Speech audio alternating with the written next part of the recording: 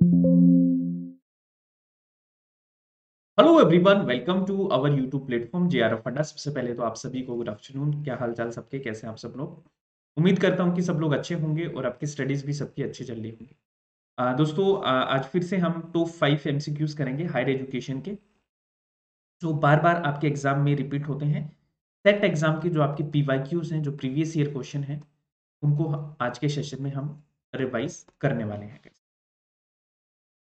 तो स्टार्ट करने से पहले एक बार आप सब लोग सेशन को थोड़ा सा शेयर कर दीजिए, जिससे कि बाकी स्टूडेंट भी हमसे जुड़ पाए। सबसे पहले तो हम बात कर लेते हैं दोस्तों जेआरएफ अड्डा ऐप के बारे में। अगर आपने इंस्टॉल नहीं किया तो इंस्टॉल कर लीजिए, क्योंकि यहाँ पे आपको daily quizzes, YouTube classes, counselling session, ये सब आपको मिलेगा।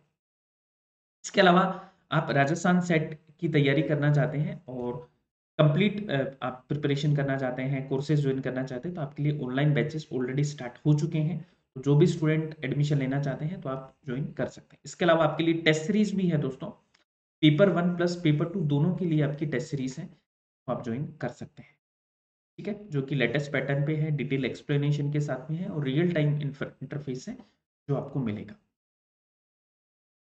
स्टार्ट करें, तैयार हो सब लोग? चल, तो शुरू करते हैं सेशन को। पहला क्वेश्चन आपके सामने है आज का।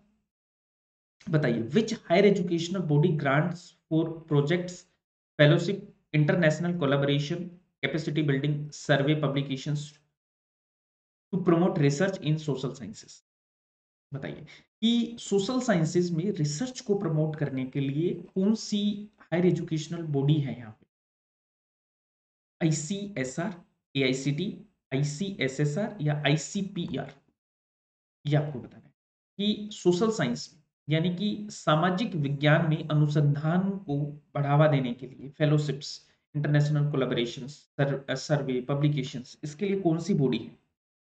तो गाइस, इसके लिए जो बॉडी है आपकी, वो है आपकी आईसीएसएसआर। अब आईसीएसएसआर की फुल फॉर्म कौन क्या होगी, आप मुझे बताओ। बताओ आईसीएसएसआर की फुल फॉर्म क्या है?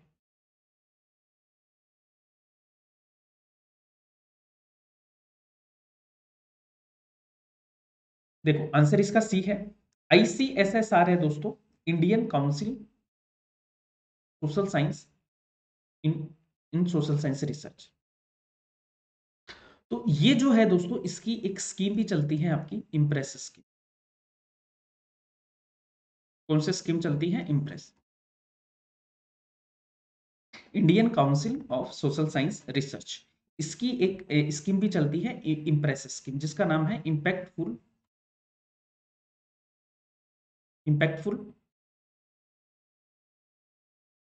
Policy research in social sciences.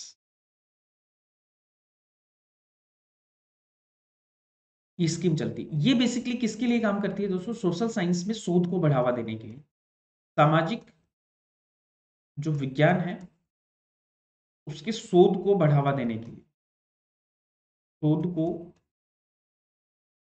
बढ़ावा देने के लिए ये आपकी जो आईसीएसएसआर है ये काम करती है। इसका हेडक्वार्टर कहाँ पे है?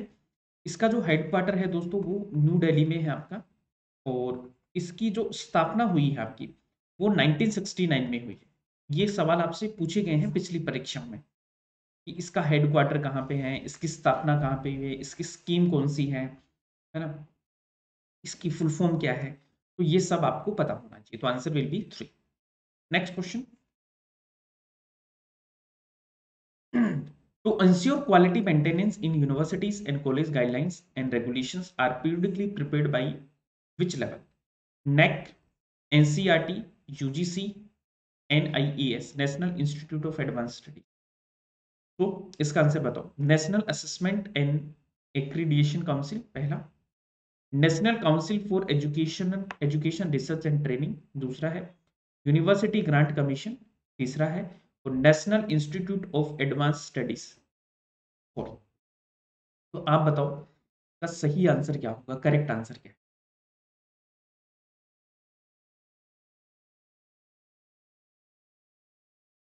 तो गाइस, इसका जो सही आंसर है, जो करेक्ट आंसर है, वो है आपका C. C will be the correct answer. University grant commission. ठीक है, यूनिवर्सिटी ग्रांट कमीशन है दोस्तों, वो कॉलेजेस के लिए गाइडलाइन, रेगुलेशंस ये सारी की सारी प्रिपेयर करता है। तो ये चीज आपको याद रखना है। अब बात करते हैं national assessment and accreditation council. जैसा कि मैंने कल भी बताया था 1994 में स्टैब्लिश हुआ था। इसका जो हेडक्वार्टर है दोस्तों वो कहाँ पे है, बेंगलुरु में है। और ये क्या है, एक ऑटोनोमस बॉडी है, एनसीईआरटी है। इसकी स्थापना 1961 में होती है आपकी। और national institute of advance studies ये कहाँ पे है आपका, शिमला में है। आंसर इसका C will be the correct answer. Now the next question, which of the following are true about the functioning of UGC. UGC के फंक्शन के बारे में आपको कौन कौन सा स्टेटमेंट है जो सही है। आपको 4 स्टेटमेंट दिए हैं यहाँ पे। पहला है promoting and coordinating university education. दूसरा है दोस्तों framing regulation on minimum standard of education. तीसरा है disbursing grants to universities and colleges. चौथा है giving affiliation to the colleges.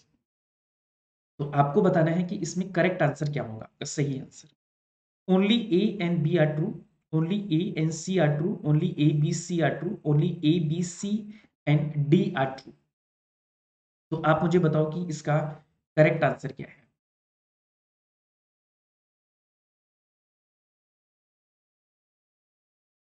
तो गाइस हम बात करें इसके करेक्ट आंसर की, तो आपका जो सही आंसर है वो है आपका 4। 4 will be the correct answer, A B D C and D. ठीक है, ये तो लास्ट में भी था आपका पहले वाले क्वेश्चन में कि कोऑर्डिनेशन करता है ये, बेसिकली यूनिवर्सिटी एजुकेशन को कोऑर्डिनेट करता है। जो भी आपकी मिनिमम स्टैंडर्ड्स होते हैं बेसिकली कॉलेज एंड यूनिवर्सिटीज को, उनको फ्रेम करता है, ग्रांट्स देता है, अनुदान देता है यूनिवर्सिटीज एंड कॉलेजेस को, और एफिलिएशन करता है कॉलेजेस की। तो ये 4 आपके आंसर है। अब यूजीसी है दोस्तों, वो एक स्टेचुरी ऑर्गेनाइजेशन है जो कि यूजीसी एक्ट 1956 के तहत इसको स्टैब्लिश किया गया था दोस्तों। इसका हेडक्वार्टर आपका दिल्ली में है, और इसकी रीजनल सेंटर्स की मैं बात करूं तो रीजनल सेंटर इसके कितने हैं, 6। ठीक है, कहाँ कहाँ पे है, पुणे, हैदराबाद, कोलकाता, भोपाल, गुवाहाटी और बेंगलुरु। यहाँ पे आपके क्या है, रीजनल सेंटर्स। इसको भी आप याद रखें। उसके बाद में हम बात करें दोस्तों main objectives of the department of higher education of government of India. तो यहाँ पे आप देखेंगे तो आपके 4 ऑप्शन हैं। तो आप मुझे बताइए कि डिपार्टमेंट ऑफ हायर एजुकेशन है उसके मेन ऑब्जेक्टिव्स क्या है।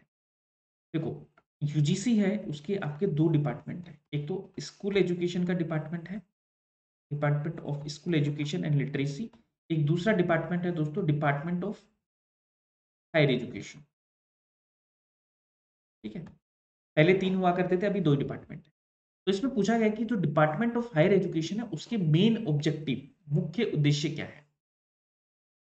पहला ऑप्शन आपके पास में laying down the national policy on education. दूसरा है bringing about the plan development of higher and technical education.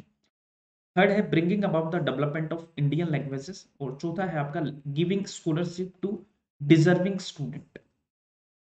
तो बताओ सही आंसर क्या है, 1 2 3 and 4। Everyone answer this question. तो इसका जो सही आंसर है, जो करेक्ट आंसर है गाइस, वो है आपका 4। ठीक है, सारे के सारे करेक्ट।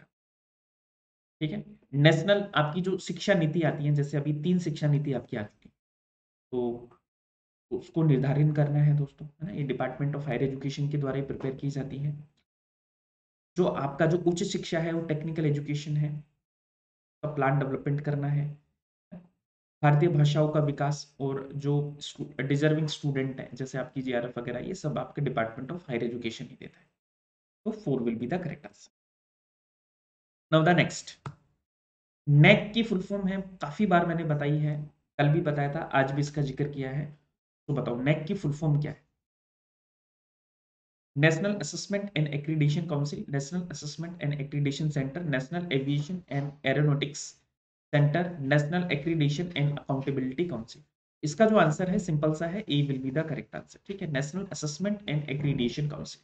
बाकी सारी चीजें मैं आपको ऑलरेडी बता चुका हूँ। हेडक्वार्टर बेंगलुरु में है। ठीक है, 1994 में स्टेब्लिश होता है, ऑटोनोमस बॉडी है दोस्तों। क्या करता है, यूनिवर्सिटीज को ग्रेडिंग देता है, उनको एक्रेडिट करता है। ठीक है, तो quality status of the institution है वो ये जांचता है। आंसर क्या होगा आपका, one. One will be the correct answer. National assessment and accreditation council will be the very correct answer. वो आपको याद रखना है। तो गाइस ये थे आज के सेशन। मुझे उम्मीद है कि आपको ये पसंद आया होगा। ठीक है, आपको ये हेल्प करेगा ये सेशन। तो डेली हम 12 बजे दोस्तों पेपर 1 के एमसीक्यूज करते हैं, जो आपके सेट और नेट के एग्जाम के लिए, दोनों के लिए आपके इम्पोर्टेंट। इन सेशंस को आप रेगुलर बेसिस पे देखते रहो, ये आपको काफ़ी हेल्प करेंगे एग्जाम। ओके, और इसके अलावा अगर आपने चैनल को सब्सक्राइब नहीं किया दोस्तों, तो सब्सक्राइब जरूर कर लीजिए, लाइक एंड शेयर कीजिएगा अगर आपको सेशन ये हेल्प कर रहे हैं। बेल आइकन को भी प्रेस कीजिएगा जिससे कि आपको नोटिफिकेशन मिलते रहे। थैंक यू सो मच, फिर मिलेंगे नेक्स्ट सेशन में। आज के लिए इतना ही है। Keep smiling and keep learning.